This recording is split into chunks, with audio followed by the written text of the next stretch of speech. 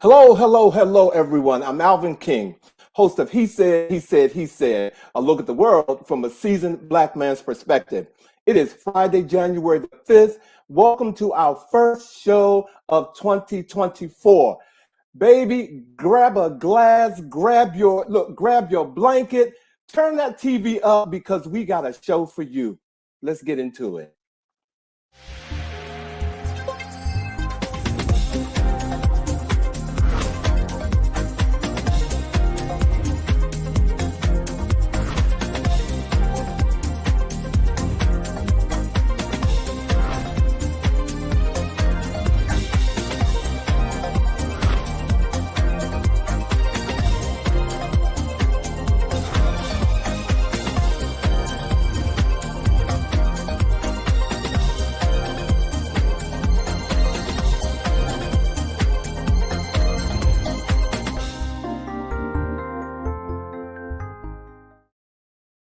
Happy New Year, everybody, and welcome to another brand new show of He Said, He Said, He Said. Look, it is pretty cold outside, ladies and gentlemen, and people are returning from all of their holiday, vacations and whatnot. And what they're bringing back are colds and flus. Okay, so COVID is running rampant, ladies and gentlemen. So I got to start this show out by saying, please take care of yourselves and take care of those around you, because a lot of people are having respiratory issues. And, again, COVID is doing what it does. It's spreading. So I'm going to ask you to take care of yourself. Again, welcome to our show tonight. We are so excited about our first show of the year, and we're going to do it on a high note, ladies and gentlemen. We have the incredible vocalist of stage and theater, Miss Nova Payton is here with us tonight, ladies and gentlemen. I'm telling you, I go to theater. I be tracking down theaters to see this woman, and we have her here on our show, ladies and gentlemen. She has a show coming up that we're going to talk about, and we cannot wait to get into it with Miss Payton, ladies and gentlemen. And before, I bring the guys on, I got a couple of things I want to talk about. Okay. With all that's going on in the world, I want to ask y'all, have you all been paying attention to this Stanley Cup craze? I mean, online sites are offering up to $300 for this tumbler. This tumbler that basically is just a tumbler. It doesn't even sit in your car. And if you go to StockX, it is selling for between $50 and up to $29,000 for a cup. And there's nothing magical about this cup. It's just that it has taken off on on X. And I mean, people are going crazy for it. And just this week in Target, I mean, they were knocking people over to get this red cup. All the soccer moms were in there, trying to get the cup. And from what I hear, this cup has made $676 million since 2019 to 2023. I don't know what the crave is, but I just had to get it out there again. With all that's going on in the world, the Stanley Cup, this Stanley mug cup thing is taking off, ladies and gentlemen. Okay, that's my little funny spiel for tonight. But on a serious tip, tomorrow, Sunday, is the Golden Globe Awards, ladies and gentlemen, which are voted on by roughly 300 journalists. And they don't always line up with the Oscars, but it is on this coming Sunday. And it is a lot of us in the, being represented. We don't always have a good representation of us. And we're going to talk more about that. But they have a new category this year. The Globes introduced two new prizes to celebrate the box office achievements and stand-up comedy performances. So that means people like, Taylor Swift for her Eras tour and John Wick, Chapter 4 and Guardians of the Galaxy, they are, destined to win a Golden Globe this year. And actors or comedians like Trevor Noah, Amy Schumer, and Rick Gervais, they are all up for awards, ladies and gentlemen. And this is the first time that they're doing it, and it's all based on sales or how they did, in the, as far as their making money. It's not. They are actors and actresses, and they're good at what they do, but it's really about the sales, ladies and gentlemen. So look, thank you again for joining us tonight, and we're ready to get on with our show, and I'm ready to get these guys in here. So let's get on with the chat.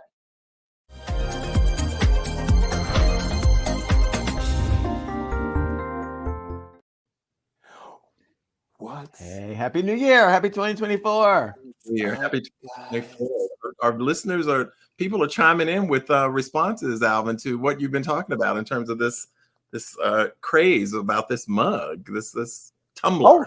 Oh my goodness. I'm sorry. Look, you guys, I was so into greeting you all and can we say hi to them then? Can we say hi to them right now? Sure. Yes, JJ, hey, Alma. Greetings.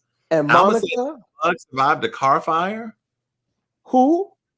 Alma just said that the cup survived a car fire, and I guess she's responding to the Stanley Cup that you were speaking about. It is true. They put one of them in a car and set the car on fire, and it survived the car fire. Oh, wow. But for $350, you should. I mean, don't and of course, it's wasting energy to jump on a useless trend. We see JJ is saying hi. He always gives us separate hellos. Do you all notice that? Hey, JJ, Happy New Year. And I appreciate it. He does. He knows how separate we are, but a text.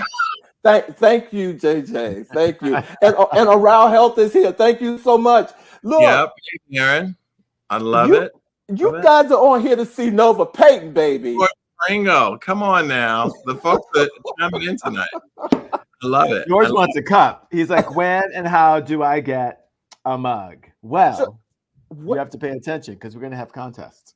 Oh my goodness! And my brother is back from sunny Puerto Vallarta. How you doing, Darren? Thank you for joining us tonight. Thank you so much for being here. We love it. We absolutely love it. Before I begin with our topic for the chat tonight, I am a very, very proud member of a fraternity that was founded 113 years ago today. So I just want to give a very special shout out to all my brothers of the noble clan of Kappa Alpha Psi. So yo to the noobs. 113 years today. So our chat.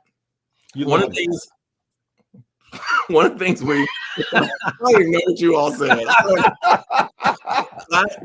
I know it was catty, so let me just go on a raise. Come on. Go Greek. Okay. Congratulations. That was the big thing you needed to hear. Yeah, thank you so much. Okay. If people only knew the hazing that we do to one another behind scenes. Anyway. All right, so one of the things we want to do also is, from time to time, is share with the viewers and share among my brothers here things that we find that we just feel too good to not share, whether it's a book or a movie or whatever. And I was talking to the fellas the other day about the film American Fiction, which I saw over the break, which I absolutely loved. I don't know if you guys have heard about it, but the summary, the synopsis of it is that there is a young man who's a frustrated novelist. His name is Thelonious Ellison in the movie. And it, of course, named after Thelonious Monk. So his nickname is Monk. He's a frustrated novelist who's fed up with the establishment that profits from Black entertainment that relies on tired and offensive tropes. To prove his point, he uses a pen name to write an outlandish Black book of his own, a book that propels him into the heart of the hypocrisy and the madness that he claims to disdain. And so it is a really, really incredible book. Again, it's called American Fiction, and it stars Jeffrey Wright, who is just, an acclaimed actor. Many of you will remember him. One of his most famous roles is Angels in America. Here he is here. I think he is just aging and looking so handsome and wonderful as he's getting older. Very talented. And so DC, that's right, Alvin. He is a native Washingtonian. I was going to throw that in there.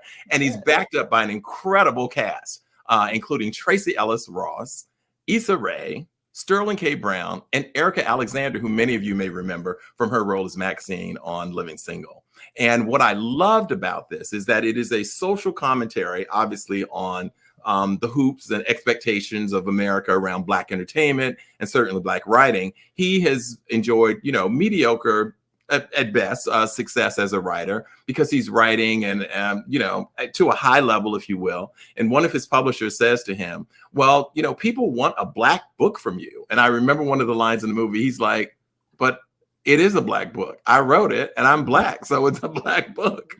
But he realizes that by making this kind of like hypocritical novel, he reaches this high level of success. And so it looks at that as a social commentary on what really is defined as Black art by America. But what I also loved about it is it also delves into some really interesting dynamics around family relationships. Tracy Ellis Ross plays his sister. Sterling K. Brown plays his brother. And for some of you who may remember iconic entertainer Leslie Uggams, she plays his mother as well. So it's a really rich cast with, I think, snappy and funny and witty writing, but that also looks at, commentary, but also family dynamics. So I just want to encourage seeing American Fiction. And we'd love to hear, if you guys get to go out and see it, we'd love to hear your thoughts on it moving forward as well. So American Fiction in theaters right now.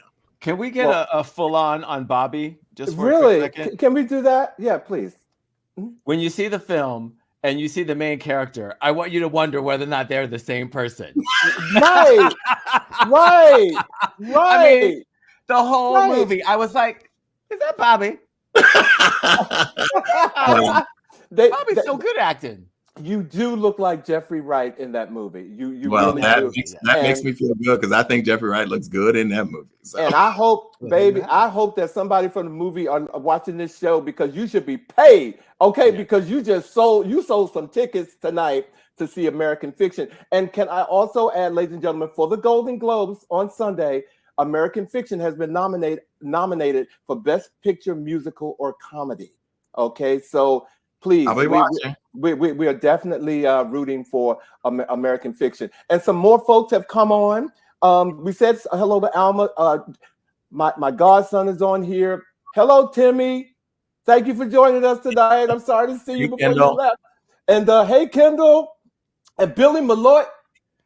I'm going to tell y'all, Billy Malloy is one of the most sought after hair stylists in DC. So he's on the show either doing somebody's hair or he took the day off. Okay, so Billy. He's seen Nova perform many times. Amazing. Thank you. So if you all are ready, it's about that time. We want to get our special guest on the show. If you guys are ready, I want to go ahead and introduce Nova and get her onto the show. You guys ready? Ready. Yeah. Bring her in. Okay, hold on. Take a sip, baby, because this. Okay, here we go.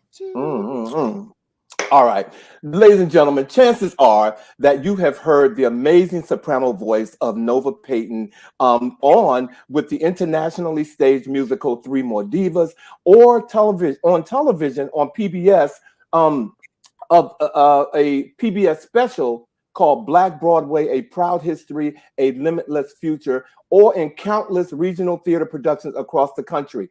Boasting a prolific catalog of artist collaborations, the former American Musical and Dramatic Academy student has shared the stage with Stevie Wonder, Roberta Flack, Bobby McFerrin, Yolanda Adams, Betsy Wolfe, Anthony Hamilton, and Michelle Williams.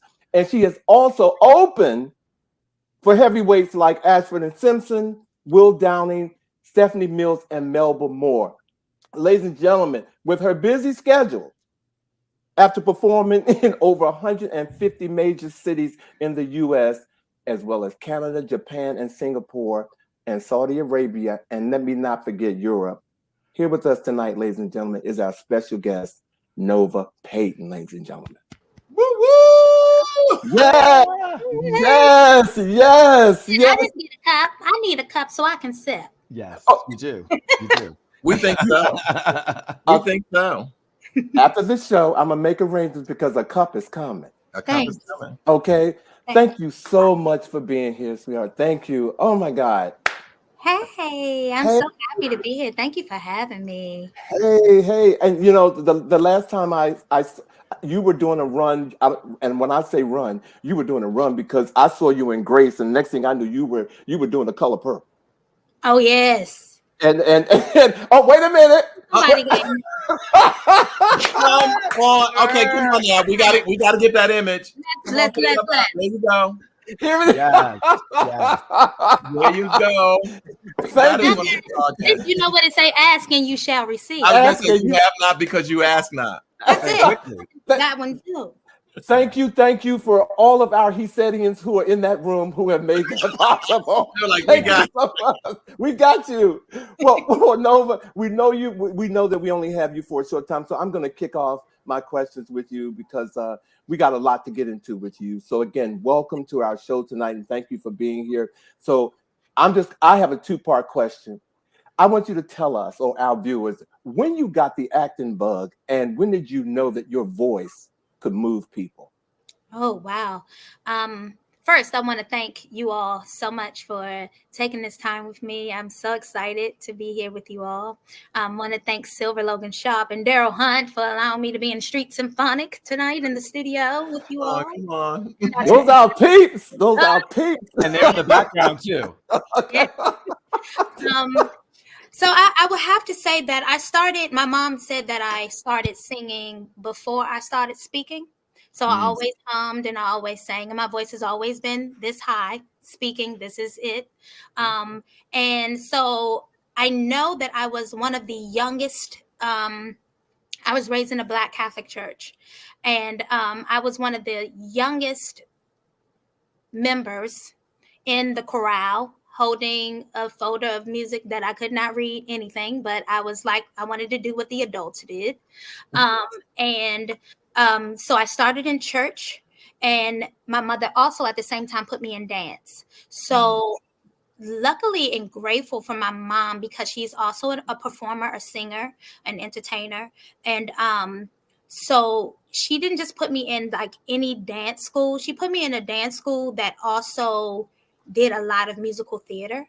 So the first thing that I remember doing at the age of 3, I was a little flower, a green flower, in a production of Santa Comes to Cabbage Patch Land with the Department of Parks and Recreation Center. You got to start as a flower. Come on. I was a little green flower. Everything was green. Already blossoming, though. Already blossoming. See that? But I can say I was surrounded by like the likes of like Tony Terry and Derek Rutledge. I remember him doing my little lipstick at that age, because you didn't really need much, but I remember him painting us green and doing our little lipstick, who's now like So you're saying that Derek Rutledge did your makeup before he got to Oprah Winfrey, is what you're saying? Absolutely.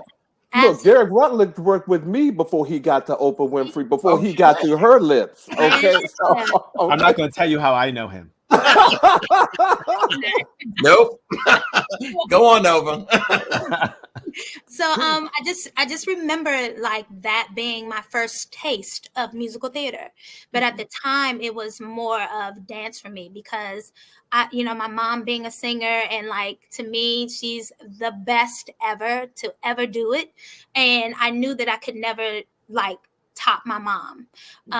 But growing up, I danced from the age of 3 to 16, and we did these shows. We would do these recitals, and our recitals wouldn't be just like, you show your dance and then everything was scripted, everything, always. And we always sang and we always danced and we had to act. So that was the beginning of my introduction into theater. But did you have a moment when you looked in the audience and you said, "Oh, I got you right here"? Was there a moment that you had? I have to honestly say that, I've always been in the mindset of, when you sing at home, you sing around people who love you. So everybody's going to tell you, "Oh, you sound good. Oh, she can sing." And I don't think that I really, really tapped into the realization that this is something that I could really do until I left home. And I received the same responses from people who did not know me and did not grow up with me. And then, not saying that I did not trust that they believed in me, but it's just, it hits different when people from spaces who don't even know you and tell you the same thing that your loved ones and your family, are speaking into you. So I want to say I had to leave home to really, really believe that it was something that I could really do. I got it. Thank you. Wow. So you had such a broad range of performances, and your the list of performances and venues, et cetera, is extensive. There are people who find themselves only getting there after years and years of training. Give us some insight in terms of the training that you've gone through to get to this very point. Yeah. So after I graduated, I went to private school all my life, Catholic school, and I graduated from Bishop McNamara High School, which is in Forestville, Maryland. Shout out to them. Shout out to Bishop McNamara. Yes, Mustangs. And from there, I knew I wanted to go away. I grew up on the Howard University campus, as I said, because we talked about those shows being at Crampton Auditorium growing up, and even my recitals were there at Ira Aldrich. So I grew up on the campus, and actually I grew up literally up the street because I'm from 7th and Taylor, Georgia Avenue, up and through and through. Washingtonian here. That's what we're talking. HU too. There we go. So I grew up and I wanted to leave home. So that's when I decided that I wanted to. Also, I was kind of over core classes as far as like math and English and stuff like that. So I wanted to really, really study and perfect the craft. So I went to, that's where I did not have any clue about the American Musical and Dramatic Academy in New York. At the time, it was a 2-year conservatory study. Program, basically you dance and sang all day. You took theory all day. That was just your life. And it was, to me, like what I envisioned like LaGuardia school would be, or even Duke Ellington, because even though I didn't attend Duke Ellington, I had friends who attended Duke Ellington, so I would hear about their vigorous schedules after their core classes and everything in the evening. So it was a thing where I wanted to immerse myself into it. And from there, I didn't like the program because they wanted to put me in a box, and I don't like being put in the box where, oh, you are the only Black girl with the big voice, and of course all you want to do is belt, scream. And I'm like, no, I can do that, but I have other parts of my voice that I would love to, touch as well. When I was told that I would never be cast as Belle in Beauty and the Beast, or something of that nature, or Cinderella, because I wanted to sing in my own little corner at the time, I was like, I'm not with that. Like, I feel like that's not my story. I feel like there's more to just the big voice, and because I know that I've worked so hard on having all different styles of singing, I wanted to do that. So I left, and grateful for myself, my godfather, who's since passed, he's been gone for a while now, Andre Smith. He was traveling with Roberta Flack, and he traveled as her background singer, and he also traveled as her wardrobe person. He would do her makeup, her hair, like he was an Renaissance man. Yes, Renaissance man. And so I was fortunate enough to kind of like be surrounded by her. And then once he took ill, and she was just like, hey, what are you doing? And she took me up under her wing. Wow. And so Another Howardite. Yeah. Being home, though, and being surrounded, I grew up with Silver. I grew up with, like I said, Roberta Flack. I grew up with Derek Rutledge. I grew up with Harvey Starr Washington. I know y'all know Harvey. We know Harvey. I grew up with like all of the greats, and I just like soaked it up. Leon Roberts, who was one of the original Howard Gospel Choir directors. He was my first music teacher because I attended St. Augustine, and that's the parish that I grew up in. So I just remember music from, a time where from birth. Yes. And I knew that there was more than just being stuck in a box, and I didn't believe in that. Yeah. Thank you. Right. Thank you. All right. Yeah. It sounds like you came up at a time when the programs were happening at the right time to just scoop you up and just have you ride this wave into fabulosity. And I'm so happy that it has ended. Well, it has continued with you being here with us tonight. And we so look forward to your journey. It's so great to have you here. Thank you.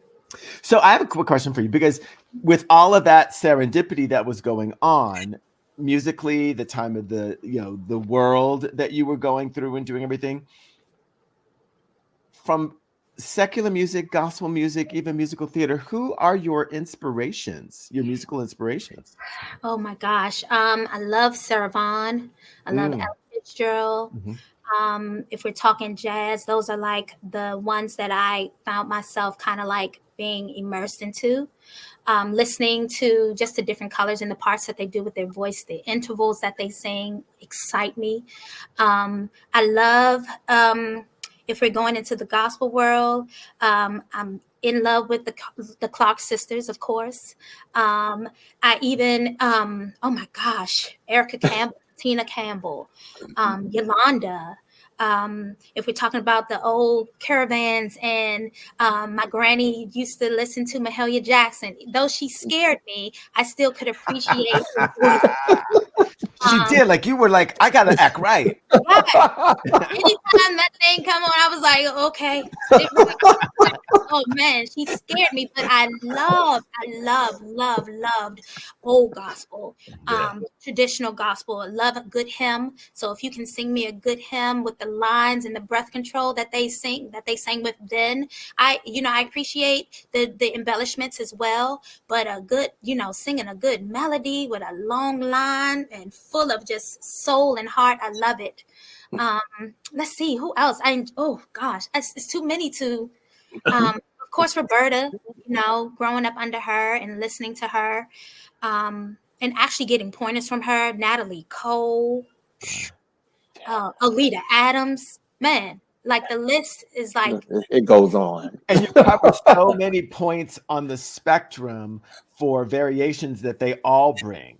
Roberta's very different than Alita, which and to get those, as you said, like intonations, breath controls, that emotion that comes through them, because they're just not I'm hitting high note singers. They are emoting singers. Absolutely. And a lot about who you are. I always tell people that, I would prefer somebody who doesn't know how to do all of that, but can tell a great story through song. Yes. And with the storytelling, that's how you connect to the people. They're able to connect to the lyrics and the feeling that you are giving to like one line, and just the dynamics and all of the good stuff in there. I mean, that to me tops anything else that anybody can do. I want to be along for the journey, and I think that's what's so great about Samara Joy now. And even like, oh gosh, Christy DeShield, the voices like totally different than mine, but just singers that can just like tell a story and get you on board. And I'm like, I'm strapped in. I'm on for the ride. Let's go. I listen to the whole thing 6,000 times. Let's talk about being strapped in. But I just ask quickly, is it hard as a singer to sit at a concert and listen to other people sing? You know what? I would say now it is, only because I teach at Howard. I'm a voice instructor for the musical theater program. So I'm very, very in tune to things like that I say, like being able to tell a story, coloring words and what does that sound like? Because if I were to close my eyes, what would you want me to see? Like imagery is very important and all of those things. So I sit back and I try to turn off the teacher hat and just like enjoy, which I can say the last couple of shows that I've gone to go see has been thoroughly entertaining for me. But whenever I get to go, it's not that often, but I try to turn off that and just enjoy it. Yeah. And it makes sense when you have someone who is doing what you're talking about, who allows you to just trust them. And that's such an important thing as a performer to give your audience. It's the best gift in the world. Absolutely.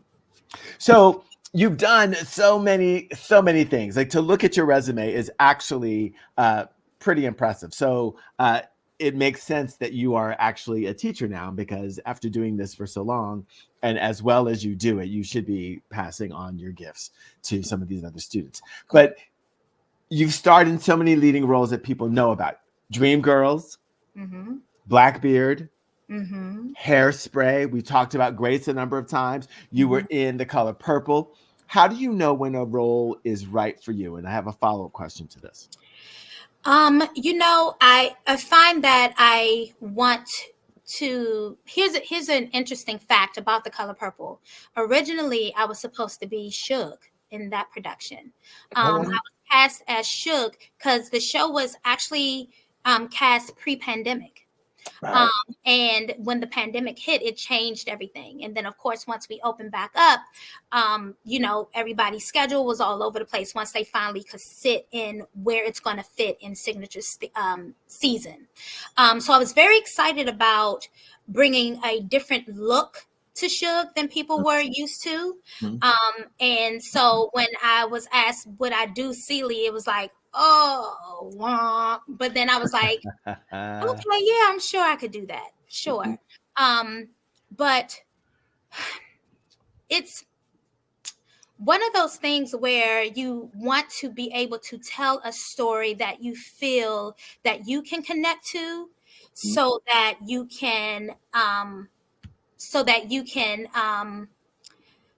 tell a good journey, to put yourself through a good journey, because I don't believe in like just being in the show just to say that I'm in a show.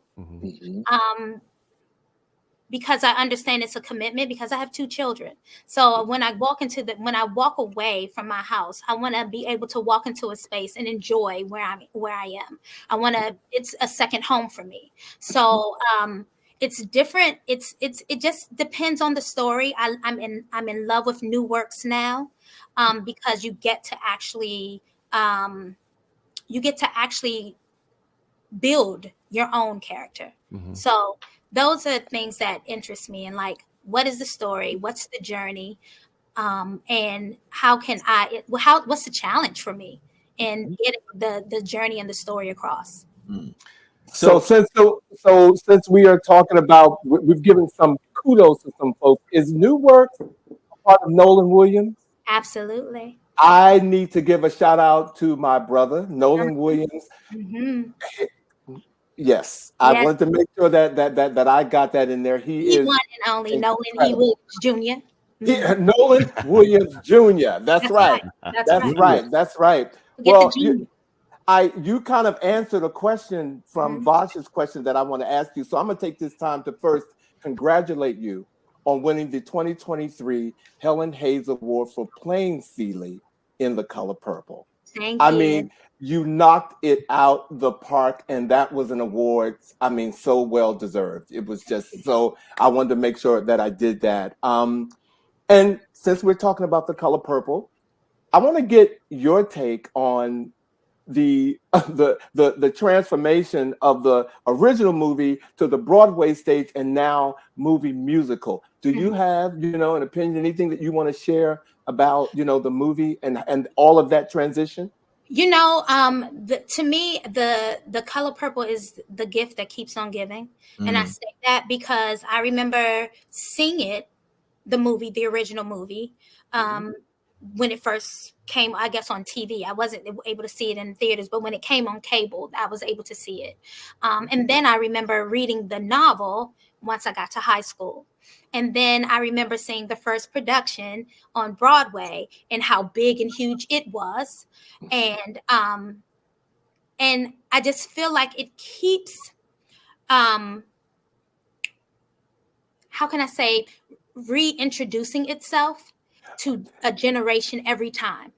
It's a story that definitely needs to be heard and seen, so we can see where our people have come from, especially women, and how strong and the things that they had to overcome. So I love now that this new generation gets to see this iteration of the show, of the story, with the music, because I feel like so much with social media and with music the way that it is now, our lives are totally saturated with just music. And music is on TikTok, music is on Facebook, you know what I mean? Like any video you flip up, you're hearing music. So to get into the theater and see it, it was a lighter version to me, light-hearted version more. So I feel like it's palatable for people to actually sit and appreciate. So I'm grateful. I've seen it twice because I got a chance to see it. I took my mom as a gift for her pre-birthday when it came to the African American Museum and we got a chance to do the talk back with Oprah and Fantasia and everyone who was there. So that was exciting. And then I actually got a chance to sit and see it again a couple of weeks ago, I believe. Got back from vacation, and I'm still, I love it. Some of the things I missed from the show that I feel like did help with the storytelling and transitioning and things, and so you can actually get the connection of Celie and Suge and why that was so important. Those type of things. But I mean, I also enjoyed the new stuff that came and the things that they did with the new orchestrations, and so yeah, it's the gift that keeps on giving, though. The way you just expressed all of that, Nova, if I can, when I talk to people about the color purple now, you've just helped me have a better conversation with them, because for Black folks, it took us from our living room, and Black folks don't typically, they say that we don't go to the theater, but it took us to the theater, and now it's taking us to the movie. So you have, the color purple is that gift that keeps on giving. I'm going to use that in the next conversation. Thank you for answering that. Absolutely. I actually remember seeing it, going up to New York to see it, and was, I'm a bit of a people watcher as well. And it was just amazing to see buses of Black people. And see, and when did you go see it? Did you see the original or did you see the revival? I saw the original. I saw both. Okay, I saw both as well. Yeah. And and you're right, like in droves, bus loads. Coming. Yeah, and just feeling that the stereotype was being broken. It was like, we do something. If there's something that inspires us to come, we will come. We're going to do it. We will come. And even the production that I did last year at Signature, busloads. Yeah. It was like, and it was people who came multiple times to see it. Yeah. So it was great. It was but it also speaks to our desire to see reflections of our experiences and our stories, which leads right into the next question about the Black Broadway, A Proud History, A Limitless Future, that was aired on PBS in February for Black History Month. It was celebrating the rich history of roles and voice on Broadway with an all-star cast, including, of course, Miss Nova Payton. And we had Corbin Bleu, Norman Lewis, Tiffany Mann, John Manzari, Peppermint, Nikki Renee Daniels, Lee Flynn, and Sidney James Harcourt. And I was there for that. As I said, as I was sharing with you before the show, I had the distinct honor of sitting with your mother, actually, watching her experience you up on the stage. And one of our listeners who's been chiming in tonight, Troy Patterson, who was just saying that your rendition of I'm Here was amazing. And I certainly echo and agree with that. In fact, when it aired, I kept saying, why do I keep seeing Troy on the television show? And not, I was there too. But anyway, it was an extraordinary thing. Can you tell us a little bit more about that Black Broadway effort and whether or not we have a chance to see something like that coming again? Yeah. So that is actually my first associate producer credit for a show. I've worked with American Pop's Orchestra a lot, doing a lot of symphony dates. And when the maestro, Luke Frazier, came to me, I was like, hey, I'm thinking about doing this thing. Let's sit and talk about it. And I was like, okay, great. And here's the thing. I love that he was very open with, like, I don't want to say what needs to be done. I know what songs are great and what things have been done, but I also want to give people an option or an opportunity to do something that they maybe wanted to do, but will never do or never be cast as.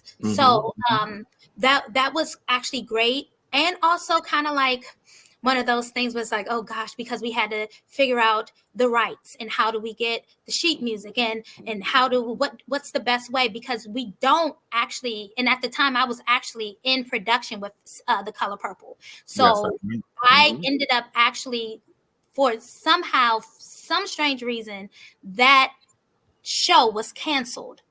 So it wasn't scheduled to be in the production. So that was the only way that I was able to actually tape with the audience. I was originally supposed to tape the day before, like Stephanie did with hers, because I wasn't gonna have the opportunity to actually be in because I had to do the show.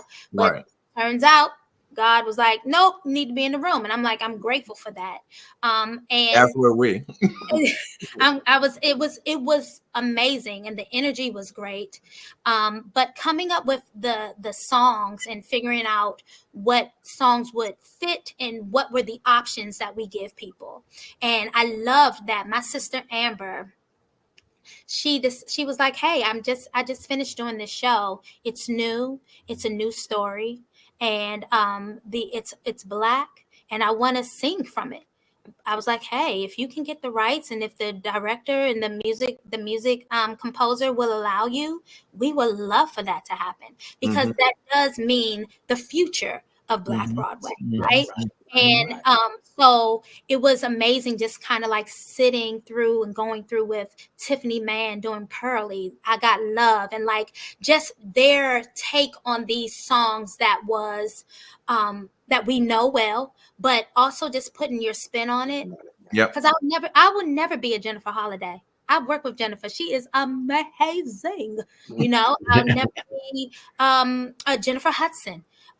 She's amazing. But to be able to do I'm Not Going, and to be able to do I'm Here in a way that I would tell the story based off of my life experiences and what those words and the storyline means to me, meant the world to be able to express and show that night.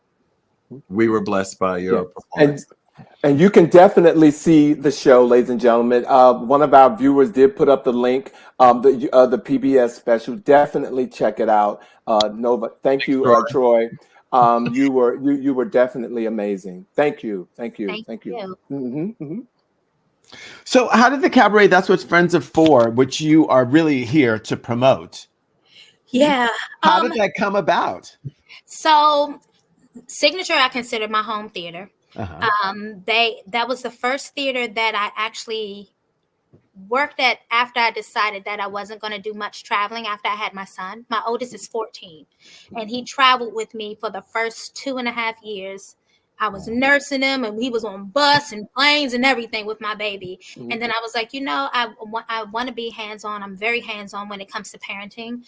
And I didn't care for leaving him much. So I had never worked at home in any of the theaters, was totally oblivious to the fact that there were things like that happening, which is another thing where I'm glad that I'm able to introduce that to the students that I teach now, because I did not know. I just knew about museums growing up. You know what I mean? Like, we would go to field trips to the museums, not to the actual theaters and the shows. Right. So once I started figuring out that I wanted to do transition from traveling and doing that type of work, background work, I said, I'll figure out theater, what's around. So I started auditioning, and once I got into Signature, my first show there was Hairspray, where I did Motormouth Mabel. And that was fun. And then from there, it's like production after production. And then I opened doors to other theaters as well. But Signature has always supported me in the artists outside of musical theater. They always give you a space where you can create shows for yourself. And so that's what Friends Are For. Before Burt Bacharach passed away, I literally went to Matt and I was like, hey, I love Burt Bacharach. I love Dionne Warwick. And I just remember at my time in school in New York, I would listen to Dionne on the subway singing all of those greats. Do You Know the Way to San Jose? What's It All About? Alfie, Message to Michael. Like, those were, and then all the other songs that I didn't know, Close to You. Yes. I didn't realize that On My Own was his, like those type of songs, but those are the songs that I listened to and loved. So I had told him, I was like, hey, I really want to do a Burt Bacharach tribute. And again, he was like, okay, cool. So we'll try to figure out where we can do it. And I was like, okay. And he sent me some dates, and it wasn't really lining up with what I had already scheduled. And it just so happened that I had this time available to do it. Like, and normally they try to do like a week.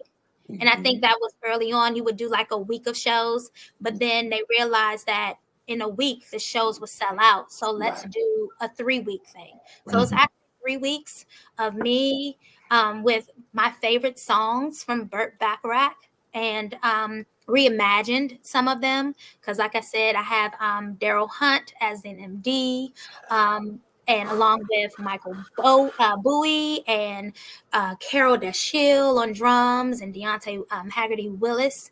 And we had our first rehearsal the other day, and we were all in that rehearsal like, so many things, so many things, so many things. But it was so exciting to be with a group of people who are like-minded and with energy of wanting to do this thing and wanting it to be great. So yeah, that's how it happened, and I'm so excited that it's happening in like another week or so. Me and too. I can't wait for people to hear what we're coming up with. And Signature Theater is here in the DMV, just for Yes, they are. Yep, Shirlington. Do we have a link to show? We can get a link. I'm going to ask our assistant producer to grab a link for the Signature Theater. There is a link for the Signature Theater that talks about the show. Yes, there is a link. So hopefully, but before we go, we can go ahead and do that. Yeah. So all right. You mentioned that you love Burt Bacharach's music, that, you know, listening to Dion sing those. Tell us what speaks to you about Burt Bacharach's music. You know, I am a sucker for melody. Yes. And I'm a sucker for lyrics. Like I guess because being an actor and having to connect with storytelling. Yes. And when you're in school, you literally take a class on how do you break down a song and storytelling. Like, what are your adjectives? What are your thoughts? Give yourself a reason why. And so those are the things that and a lot of his melodies are very simple, but how they land and how he put certain emphasis on certain words with a certain chord and all of those things just gives me chills. Yeah. It's great. Well, it's before in a way that doesn't necessarily exist as much. It still exists, but it's harder to find that combination of the melody and that's the thing. It's about love. And it's about what the world needs. And it's about, like imagery, why do birds suddenly appear? Like things like that. You know what I mean? Like, what are you saying? That's poetry. You gotta be in love or crazy for birds to appear every time somebody walks in the room. It does. Listen. Well, look, Burt is so much about the journey when he takes you, like when you sing a song, and that's something that you brought up earlier. Like you and your voice and the way that you like to give a song is to take people on the journey. I think it's a perfect pairing. Thank you. Well, and speaking of pairing, I'm going to give another plug. You have Grammy Award-winning artist Daryl Hunt playing with you. Okay, when I tell you I love me some Daryl Hunt, that's my brother from another mother. Okay, so you have Daryl Hunt. That I cannot wait to see the performance. And so I'm looking. I was just honored that he said yes, because we know how busy he is. We do know. We do know to have him under his fingers under the keys and creating with me. It's like amazing. It's going to be a sight to see, guys. Wow. Well, I'm gonna be at that show, and when I come up and say Nova, it's Bobby from He Said. Don't be acting like you don't know me. Never. You ain't ever got to worry about that. Okay. Never ever got to worry about that. Okay. Well, Nova, we're about to bring our interview with you to a close, but two things I want to ask before one thing. Please tell us, if you could briefly tell us what the audience can expect when they visit the show starting the 16th of January. They can expect to hear some of the greats, songs from their past. They can expect to hear them like they were sung, and they can expect to hear them the way that I would sing them. Come on. Did y'all see that mic hit the ground? No, it hit the ground. And for everybody who's on our viewers that know me, if you all want to get together and we go see this show together, let's get together and do it, because we're going to see Nova Payton. And Nova, before you leave, if I could just ask you to bless us with a song of your choice. Of course, I'm a gospel boy, but bless us with a song of your choice to take us out. And do it on your own accord. Okay, I'm putting a little in my mug here because I'm getting ready. You said gospel, so let's see. We can do. I'll do this. Why should I feel discouraged? And why should the shadows come? Why should my heart be lonely and long for heaven and home? When Jesus is my portion, a constant friend is he. His eye is on the sparrow, and I know he watches me. Ladies and gentlemen, Nova, ladies and gentlemen, Yes. thank you. Come on now. Thank you for blessing us. Thank you so much for being here, ladies and gentlemen. Again, Nova Payton sings Burt Bacharach, ladies and gentlemen, and that will be starting January the 16th, going through February the 4th. Nova, am I correct? Yes, going through February the 4th. And I must say, you will see some special guests in there as well. Okay, the link is right there, people. Come on. Come on. Well, Nova, please don't go away. We're going to bring you back so we can say goodbye to our guests. But thank you so much for joining us tonight. Thank you. Say goodbye to our viewers. You're our guests, and we will bring you back shortly. Thanks again, Nova. Thank you. Oh my gosh, what a treat! Yeah. Wow. Well, ladies and gentlemen, you know, sometimes our guests we get so into them and we can't let them go.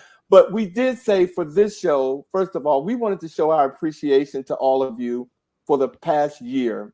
And we just wanted to, say thank you and share with you a clip from each of our favorite shows. And, you know, just talk about it for a couple of minutes and just, again, let you all know how much we appreciate you. So, Bobby, you want to start us off? Sure. You know, when we were having our production show and Alvin came up with this idea of us kind of like reflecting back on some of the shows of the last year. And you know, one of the things that I felt was a tremendous sense of pride in some of the shows that we've done. And just the choice was not easy.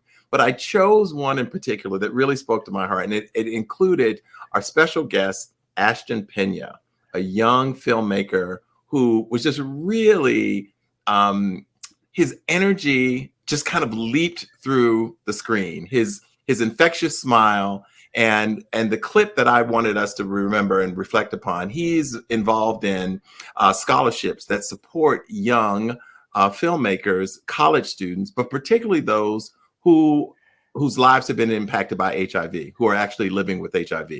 And he shared with us his own HIV experience and just really wanting to be of support to creative beings who are also dealing with a very, very important life issue. So I have a short clip here and you'll see between his energy and that infectious smile, you'll see why I picked this moment with Ashton Pena.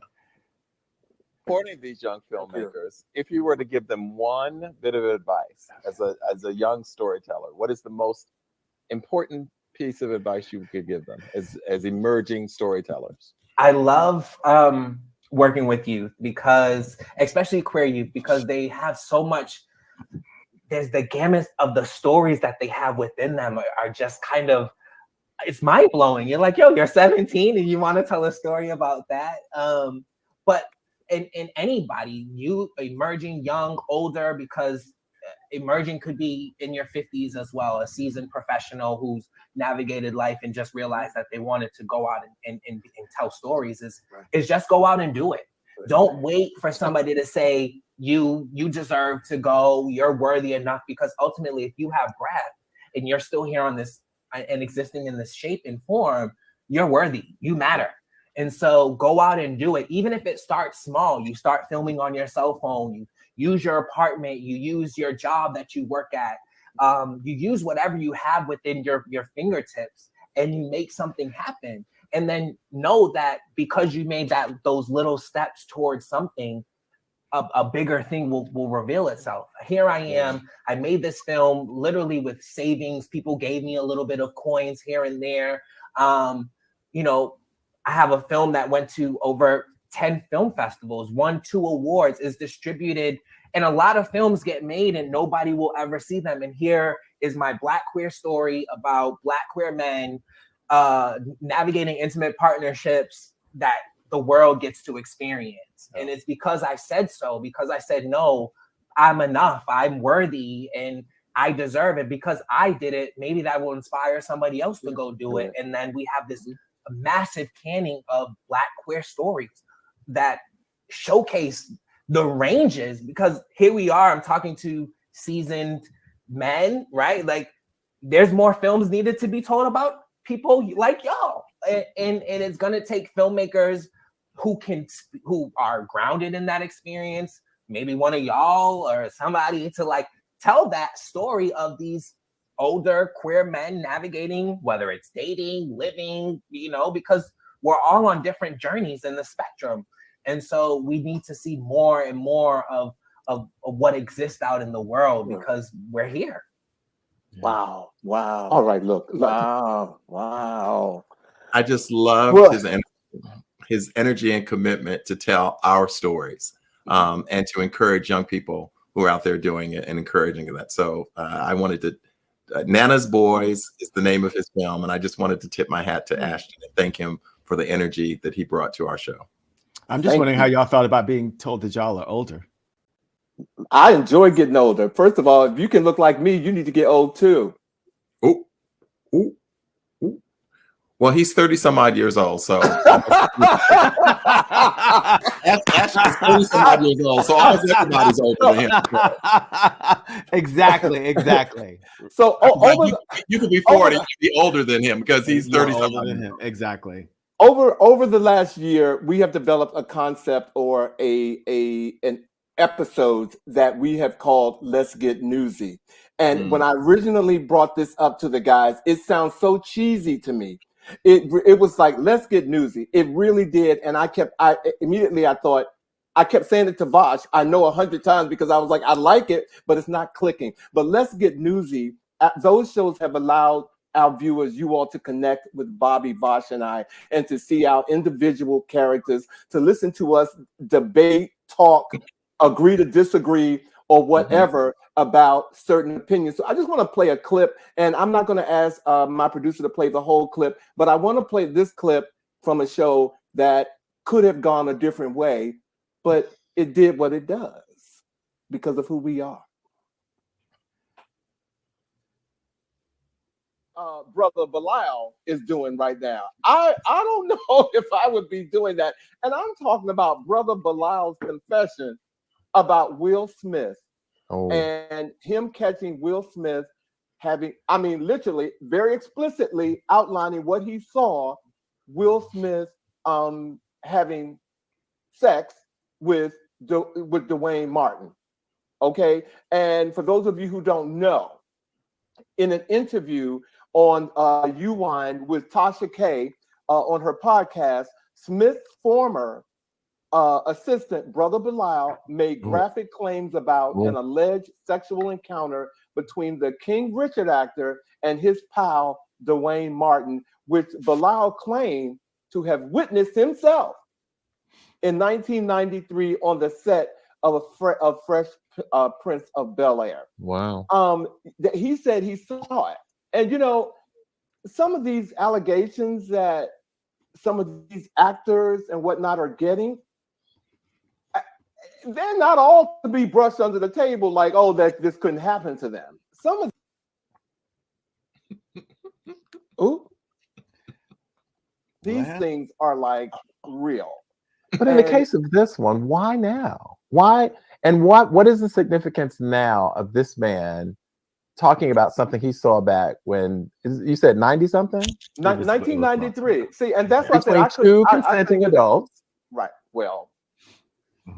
Well, they were both grown, is all I'm saying. Now they were married or whatever. But Well, I'm saying is I'm just curious as to, there's one thing when someone is alleging that you did something to them, that that there was a sexual assault. I was not. But why is this person now feeling compelled to speak to something that he saw all these years ago? I don't understand. It's just still just part of the witch hunt with the LGBTQI community. People still don't understand that sexuality is on a sliding scale, a spectrum, curve and spectrum, right? That monogamy is made up, and that this is people are sexual beings, and men are going to be people are going to do their thing. People are still coming to grips with that. It's still being politicized. So on one level, it's about doing that, like outing people and the gossipiness of it. On the other side, with the darkness and the sexual predatorness of it all, you've got that coming on the edge of the Me Too movement, where people are like, look, I've been abused and I need to come out and get this out. So you've got both things happening.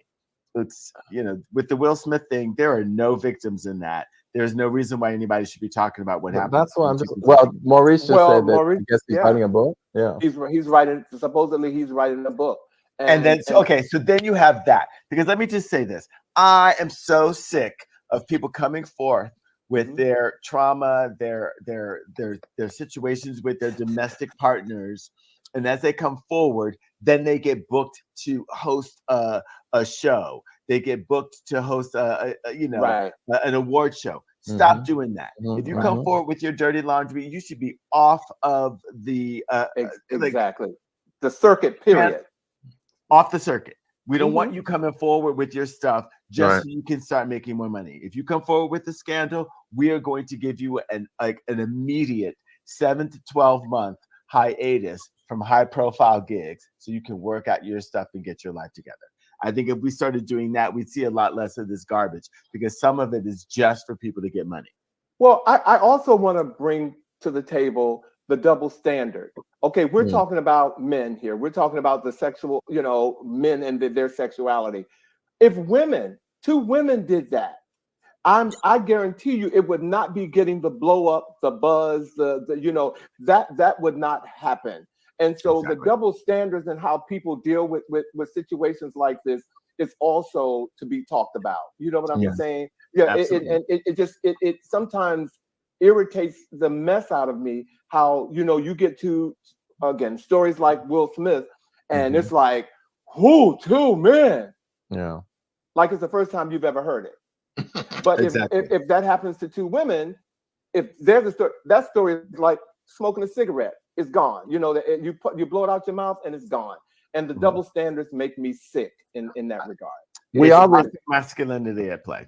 We are reminded, though, also of the cost. Sometimes it has happened in Hollywood, when we think of Ellen DeGeneres, for instance, and how her career pretty much was ended for a while. Like she was on ice for a while as a result of her decision to come out. I'm thinking about, say, for instance, now that I believe Queen Latifah has become a bit more public in terms of her. We were going in there. We were definitely going in. We were going in. We were going in. And again, thank you for creating Let's Get Newsy, because our viewers love it and they tune in for it. So I couldn't do it without you guys. So that is one of my favorite memories from this year. So yes. Gosh. You're muted. You are so muted. Which is how I was having a moment about like what was going on and talking about because we all said really amazing things. But look, my favorite clip is from the Ramal Tunes. I Wish My Dad. It's from that show, and the clip is available on YouTube, so you can actually go and watch the clip. Let me see if I can put the link into the chat. Go watch the clip. It talks about the most important thing that a dad can say to their child. And it's the most important thing anybody can say to anybody. And as we start out this new year, I just want to say, I love you guys. And I'm really thrilled to be able to be here each and every week and create magic with you. and to help change people's lives and make them think differently. So go watch that clip of Ramal explaining that and hear us tell you that we love you on He Said, He Said, He Said. Oh, thank you, Vosh.